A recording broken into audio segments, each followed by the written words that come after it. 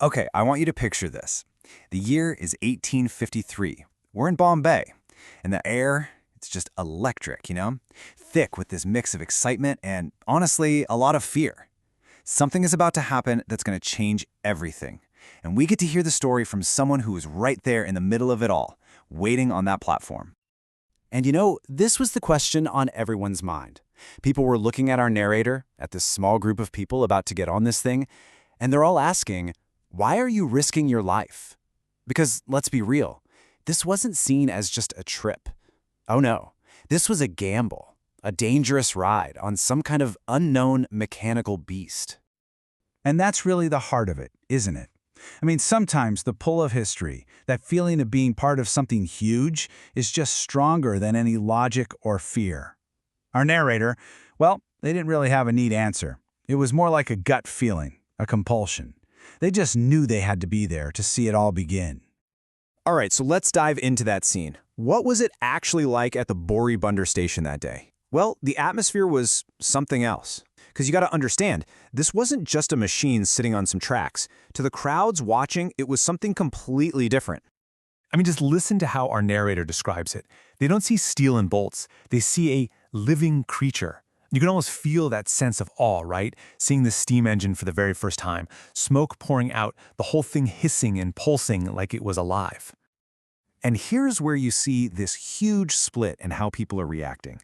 On one side, you have our narrator, just filled with this sense of wonder. But on the other, the crowd is absolutely terrified. You've got people shouting things like, "It's gonna fly right off the tracks," and others are literally praying, convinced they're looking at some kind of dark magic. So imagine all that noise. You've got the hissing steam, the shouting from the crowd, but for our narrator, the loudest thing in that whole station was their own heart, just hammering away with this crazy mix of pure excitement and, yeah, a little bit of anxiety. And then they step inside the carriage, and in that one moment, this huge abstract idea of the future, it just becomes completely real. It's not some far-off concept anymore. No, it's right there. It's the feeling of a wooden bench, the sight of those iron wheels just waiting to go. All right, Section 2, history is calling us. The journey begins. So the doors slam shut. You can feel the crowd just holding its breath. And this is it. The journey that's about to redefine everything is finally starting. And then you hear it, the whistle. And it's not just a sound. Our narrator says it's a feeling, a vibration that goes right to your bones. It's like the starting pistol for a whole new era. A sound that just cuts through everything and says, that's it. There's no turning back now. And in that exact moment, our narrator turns to the person sitting next to them and says, listen carefully, history is calling us. Wow, that's the moment they truly get it, right? They realize they're not just passengers on a train. They are literally part of history being made. Then, with this big lurch, they're moving. Now, you have to remember, for someone who's never felt anything like this before, the sensation is just bizarre, totally disorienting. It's this feeling of, wait, is the Earth moving past us, or are we the ones moving? It's a complete rewiring of how you perceive the world.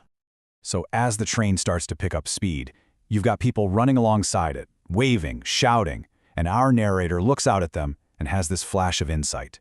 It's not arrogance, it's just clarity. They think, look at them.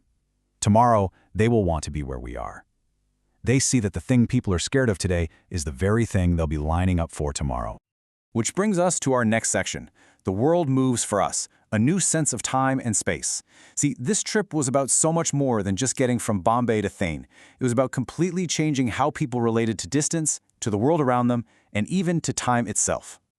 As they're looking out the window, watching the world just blur by, this incredible thought hits them. Distance is shrinking. India is becoming smaller and closer. All these huge distances that used to define the subcontinent, that kept people apart, suddenly they're collapsing. The country is, in a very real way, being pulled together.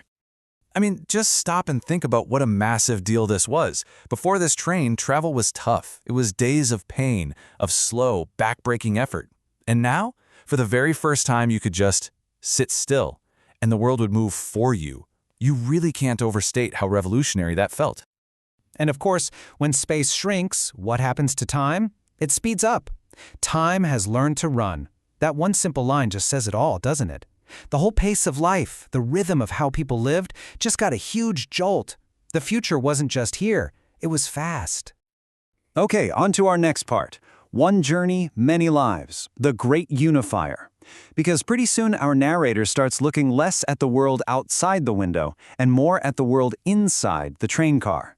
They realize this machine wasn't just moving people from one place to another, it was mixing them up. Right there, in that one carriage, you had this incredible mix of people. You saw different clothes, you heard different languages, you had people from totally different walks of life, and they were all in it together, all sharing the same small space, all heading in the same direction. And that's when they realize something profound. The train itself, it's an equalizer. It's completely impartial. It doesn't ask who you are. It doesn't care about your status or what you believe. It has one job, to take you where you want to go.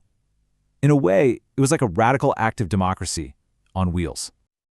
And that brings us to our final section, A Nation Never Still, the arrival. So the train finally reaches its destination, but as you're about to hear, getting to Thane was way more than just the end of a ride. So as the train rolls into the station at Thane, the scene is just pure emotion. You've got people cheering, some are crying, others are just bowing their heads, in this mix of relief and total disbelief. Yeah, the trip was over.